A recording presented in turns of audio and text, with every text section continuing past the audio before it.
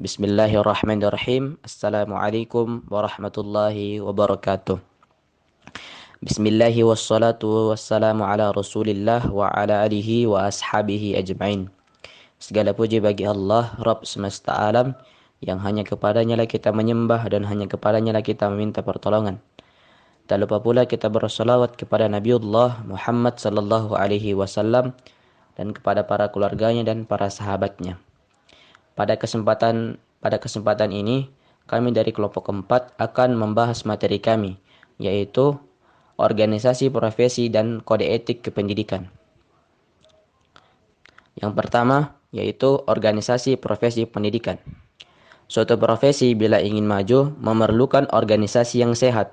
Organisasi dapat melindungi seluruh anggotanya. Sesuai dengan hakikat profesi dan ciri-cirinya, dapatlah diterima bahwa jabatan kependidikan atau keguruan merupakan suatu profesi. Profesi keguruan didukung oleh suatu disiplin ilmu, yaitu keguruan dan ilmu pendidikan. Profesi ini juga memiliki kode etik dan organisasi profesinya. Dari pekerjaan seorang guru memperoleh imbalan finansial dari masyarakat sebagai konsekuensi dari layanan yang diberikannya. Jabatan profesi harus mempunyai wadah untuk menyatakan gerak langkah dan mengendalikan keseluruhan profesi, yakni organisasi profesi. Di Indonesia, PGRI atau Persatuan Guru Republik Indonesia yang didirikan di Surakarta pada tanggal 25 November 1945 sebagai wujudan aspirasi guru Indonesia dalam mewujudkan cita-cita bangsa. Dan Basuni menguraikan 4 misi utama PGRI, yaitu yang pertama, satu misi politis atau ideologi. Yang kedua, misi persatuan dan organisatoris. Yang ketiga, misi profesi. Yang keempat, misi kesejahteraan. Dalam praktiknya, misi politisi atau ideologi dan misi persatuan dan atau organisasi lebih menonjol relasinya dalam program-program PGRI. Dan pelaksanaan misi lainnya, misi kesejahteraan, kelihatannya masih perlu ditingkatkan. Sementara pelaksanaan misi ketiga, yaitu misi profesi, belum tampak kiprah nyatanya dan belum terlalu melembaga. B. Fungsi organisasi profesi kependidikan. Organisasi profesi kependidikan selain sebagai suatu profesi kependidikan, sekaligus juga memiliki fungsi tersendiri yang bermanfaat bagi anggotanya. Organisasi profesi kependidikan selain sebagai ciri suatu profesi kependidikan, berfungsi sebagai pemersatu seluruh anggota profesi dalam kiprahnya menjalankan tugas keprofesionalannya, dan memiliki fungsi peningkatan dan kemampuan profesi ini. Kode fungsi tersebut dapat diuraikan berikut ini. 1. Fungsi pemersatu. Kelahiran suatu organisasi profesi tidak terlepas dari motif yang mendasarinya, yaitu dorongan yang menggerakkan para profesional untuk organisasi keprofesian. Motif tersebut begitu bervariasi. Namun, umumnya dilatar belakangi oleh dua motif, yaitu motif intrinsik dan ekstrinsik. Secara intrinsik, para profesional terdorong oleh keinginan mendapatkan kehidupan yang layak sesuai dengan tugas profesi yang diembannya. Dan secara ekstrinsik, mereka terdorong oleh tuntutan masyarakat pengguna jasa profesi yang semakin hari semakin kompleks. Kode motif tersebut sekaligus merupakan tantangan bagi pengemban suatu atas realitas ini. Dan dengan mempersatukan potensi tersebut, diharapkan organisasi profesi kependidikan memiliki kewibawaan dan kekuatan dalam menentukan kebijakan dan melakukan tindakan bersama. 2. Fungsi peningkatan kemampuan profesional. Fungsi kedua dan organisasi profesi adalah meningkatkan kemampuan profesional para pengemban profesi kependidikan. Peningkatan kemampuan profesional tenaga kependidikan berdasarkan kurikulum tahun 1994 dapat dilakukan melalui dua program, yaitu program terstruktur dan tidak terstruktur. Program terstruktur dilaksanakan sedemikian rupa, mempunyai bahan dan produk kegiatan belajar yang dapat diakreditasi secara akademik dalam jumlah SKS tertentu. Dan program tidak terstruktur adalah program pembinaan dan pengembangan tenaga kependidikan yang dibuka berdasarkan kebutuhan tertentu sesuai dengan tuntutan waktu dan lingkungan yang ada. Menurut Johnson, kompetensi kependidikan dibangun oleh 6 perangkat, yaitu 1. Performance komponen, yaitu unsur kemampuan penguasaan yang sesuai dengan profesi kependidikan. Yang kedua, subjek komponen, yaitu unsur kemampuan penguasaan bahan atau substansi pengetahuan yang relevan. Yang ketiga, profesional komponen, yaitu unsur kemampuan substansi pengetahuan dan keterampilan teknis profesi kependidikan. Yang keempat, proses komponen, yaitu unsur kemampuan penguasaan proses-proses mental yang mencakup berpikir logis dalam pemecahan masalah. Yang kelima, adjustment komponen, yaitu unsur kemampuan penyerasian dan penyesuaian diri berdasarkan karakteristik pribadi pendidik.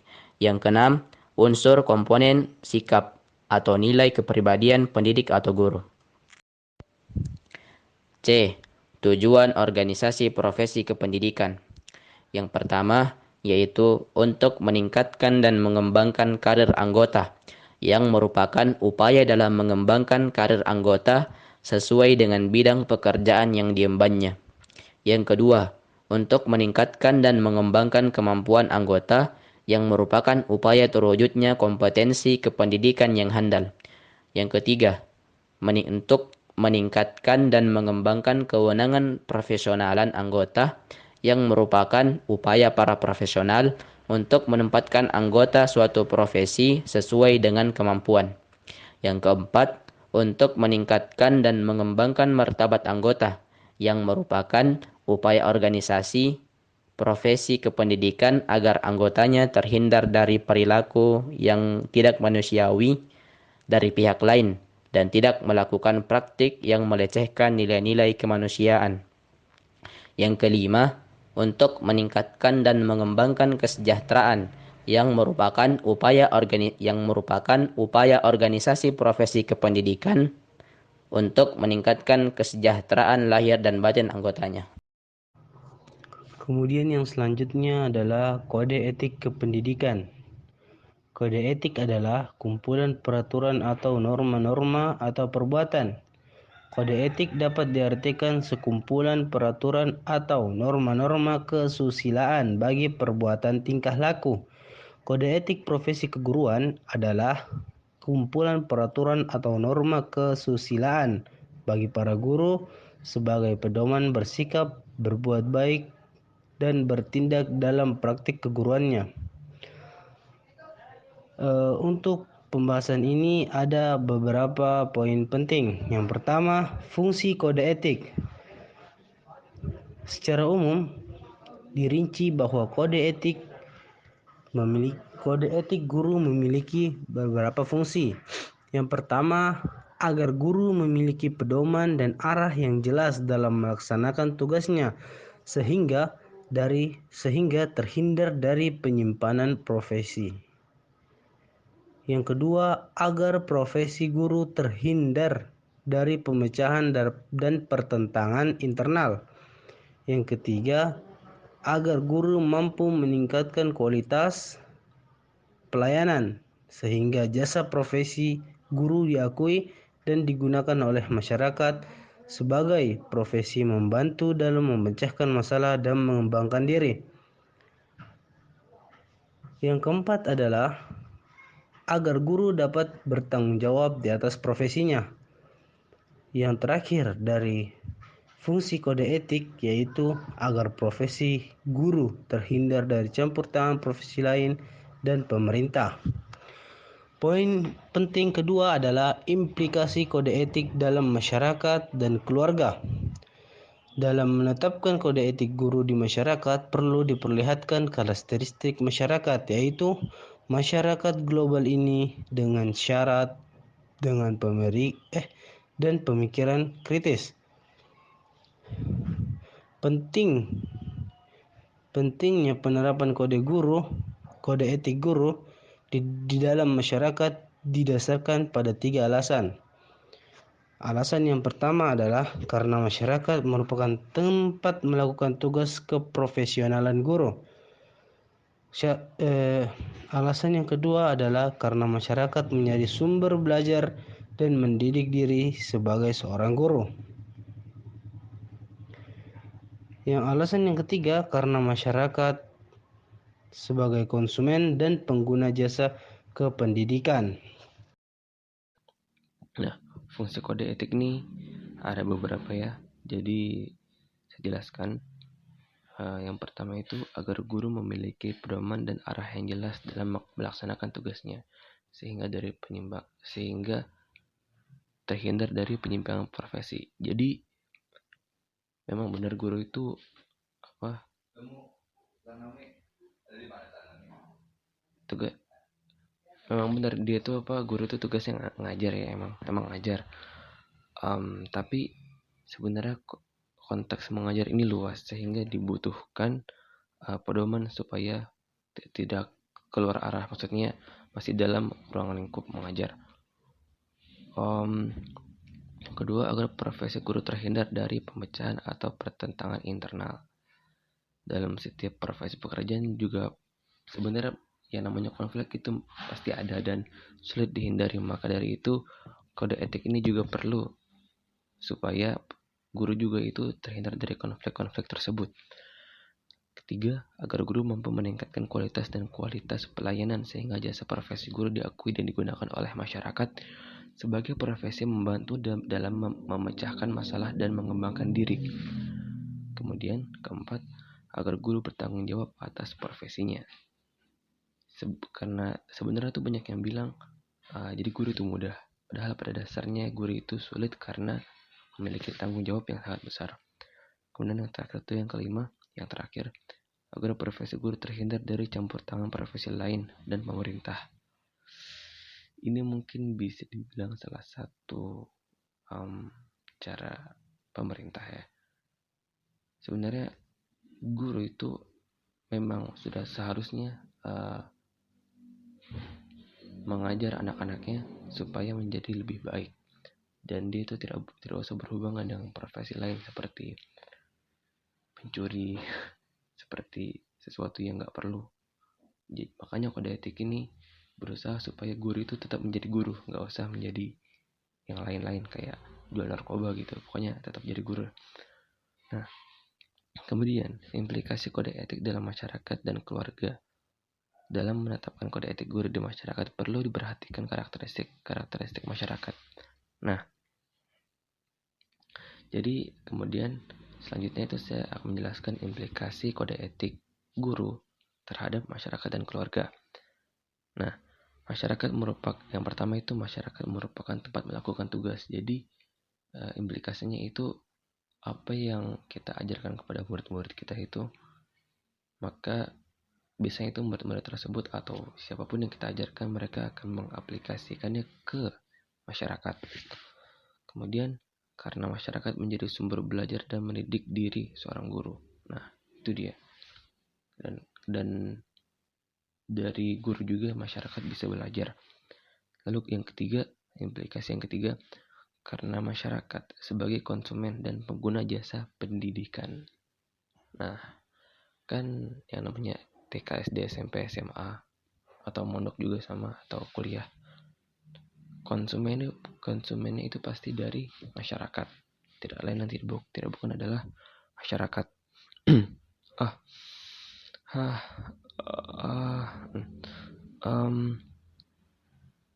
Oke.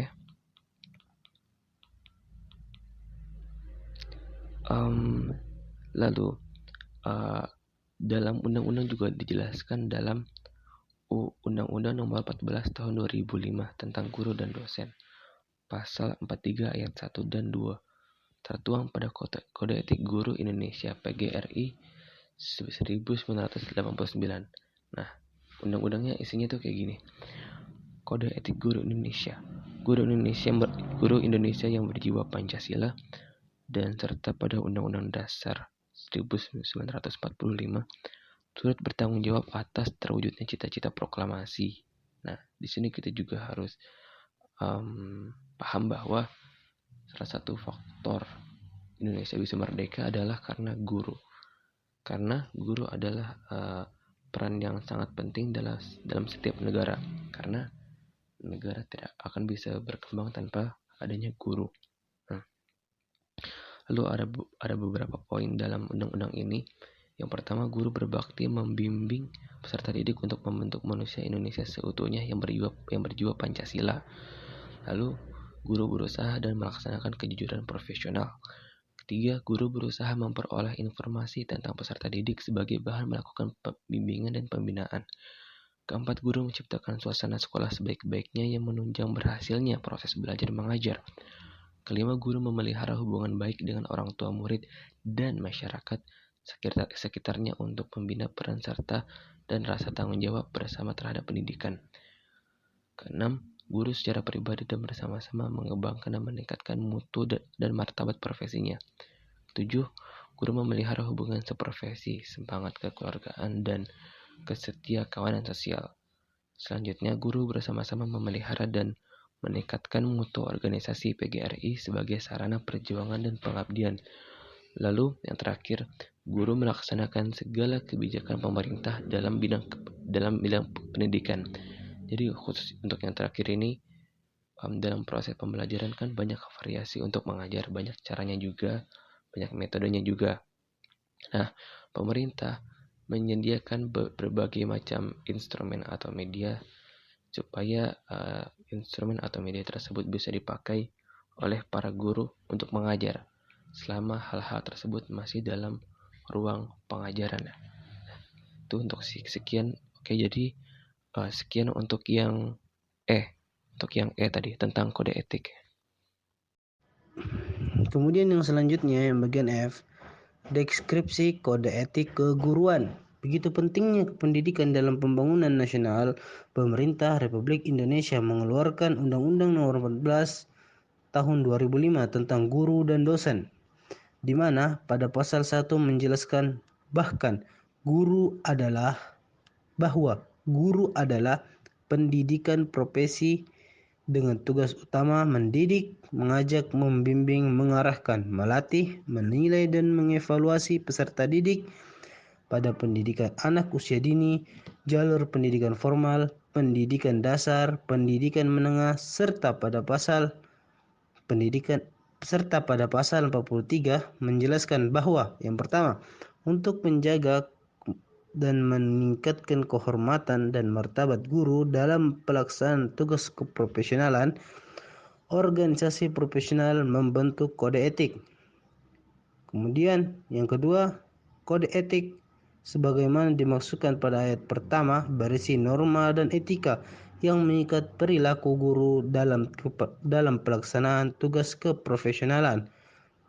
Departemen Pendidikan Nasional tahun 2005 halaman 3 dan 32. Dengan demikian, kode etik yang dimaksud pada Undang-Undang Nomor 14 Tahun 2005 tentang guru dan dosen pasal 43 ayat pertama dan kedua bertuang pada Kode Etik Guru Indonesia PGRI 1989 selaku organisasi guru.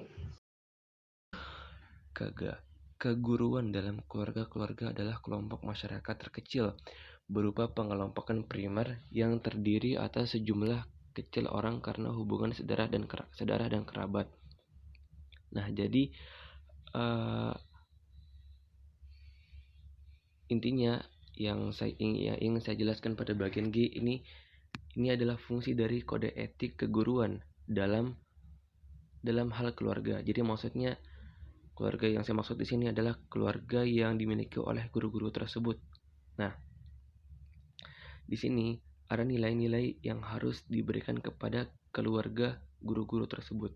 Yang pertama, sifat kejujuran ini sangat penting dalam perkembangan pribadi seseorang. Untuk itulah kode etik guru telah mengarahkan para guru membimbing anggota keluarganya memiliki kejujuran. Nah, sebelum guru mendidik murid-muridnya di sekolah untuk menjadi jujur, alangkah baiknya guru-guru tersebut bisa mengajarkan kejujuran kepada keluarganya lebih dahulu.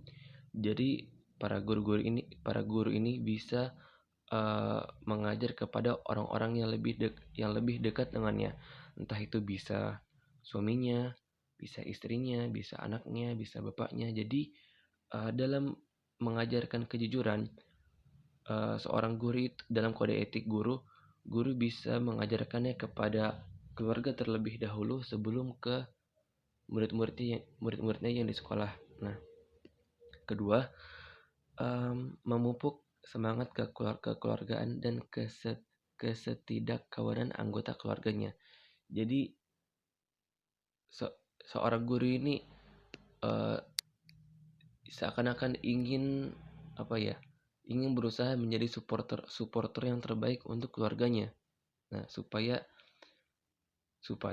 misalnya suatu ketika ada salah satu anggota keluarga kita yang merasa sedih atau misalnya lagi butuh supporter. Nah, kalau misalnya di saat itu kita menjadi seorang guru, ada kode etik guru yang mengarahkan guru supaya kita juga bisa menjadi supporter bagi keluarga kita. Yang ketiga, memupukkan semangat kekeluargaan dan kesetiakawanan itu mencakup anggota di dalam keluarga dan anggota masyarakat. Melalui memupukkan semangat tersebut, cepat tanggap jika ada yang membutuhkan pertolongan baik di dalam maupun di luar keluarga. Sebenarnya poinnya ini hampir sama seperti yang saya katakan tadi, yaitu menjadi penyemangat terhadap keluarga yang benar-benar terhadap anggota keluarga yang benar-benar butuh pertolongan. Lalu keempat, mendorong partisipasi anggota keluarga dalam menyukseskan jalannya pendidikan. Oh, jadi sebagai seorang guru, mungkin kita lebih tahu bagaimana jalurnya pendidikan. Nah, masalahnya itu jalur pendidikan di berbagai negara itu berbeda-beda dan nggak semuanya sama. Banyak, tapi sebagian besar banyak yang sama. Ya, sebagian besar banyak yang sama. Tapi ada juga beberapa sistem pendidikan yang berbeda-beda. Jadi setiap negara itu punya sistem pendidikan yang masing-masing. Nah, kita seorang guru itu kita juga bisa membantu anggota keluarga kita dalam jalannya menempuh pendidikan-pendidikan yang ia alami. Kemudian yang kelima, guru sebagai warga negara yang baik turut berperan serta dalam menyukseskan kebijakan pemerintah dalam bidang pendidikan. Nah, pemerintah juga sebenarnya ini hampir sama yang saya katakan saat saya menjelaskan di teori yang tadi, yang kan sekarang yang di G nih. Pemerintah itu kan menyediakan berbagai macam fasilitas atau kebijakan supaya guru-guru itu juga bisa mengajar pendidikan kepada para peserta didiknya. Nah,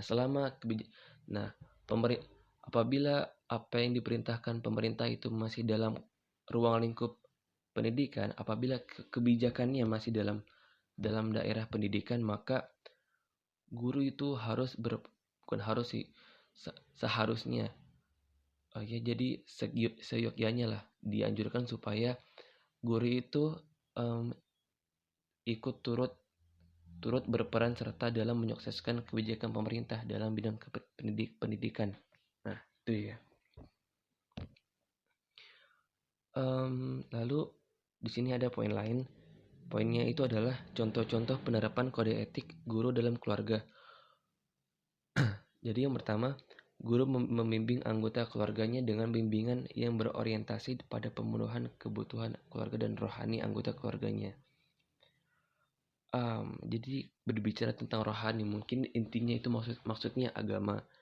Sebagai seorang guru, mungkin kita juga guru itu pasti orang yang berpendidikan dan pasti dia juga paham lah tentang agama. Kecuali dengan orang-orang yang ateis ya, orang-orang yang gak punya agama. Tapi sebagian besar kebanyakan guru juga paham tentang agama, dan kita juga kalau bisa mengajarkan kepada keluarga kita agama tersebut ya. Jadi saling mengingatkan dalam perihal rohani. Kedua, guru menanamkan kejujuran pada semua anggota keluarga dengan cara memilih mereka hidup jujur. Nah, itu sama juga yang saya katakan sebelumnya. Mengajar kepada keluarganya sebelum diajarkan kepada muridnya. Alangkah baiknya bisa diajarkan kepada keluarga dulu, bagaimana supaya bisa jujur. Yang ketiga, guru berusaha memperoleh informasi tentang anak dan anggota keluarga lainnya. Misalnya guru dating ke sekolah atau ke tempat kerja anaknya untuk mencari informasi selengkap mungkin tentang kemajuan belajar atau kerja anaknya itu. Oh, jadi guru ini dia selain dia mengajar anak-anaknya secara langsung, dia juga memperhatikan dari sisi lain bagaimana anak itu bisa berkembang. Dan itu konsepnya sangat luas bagaimana anak tersebut. Nah, itulah penerapan kode etik dalam menunaikan tugasnya. Keluarga ataupun masyarakat berkaitan dengan pengembangan manusia seutuhnya. Dalam hal ini, guru perlu mempertimbangkan 3 dimensi kebutuhan, yaitu dimensi jasmani rohani, sosial individu, dan dimensi keselarasan perkembangan potensi yang berlandasan keimanan dan ketakwaan kepada Tuhan Yang Maha Esa.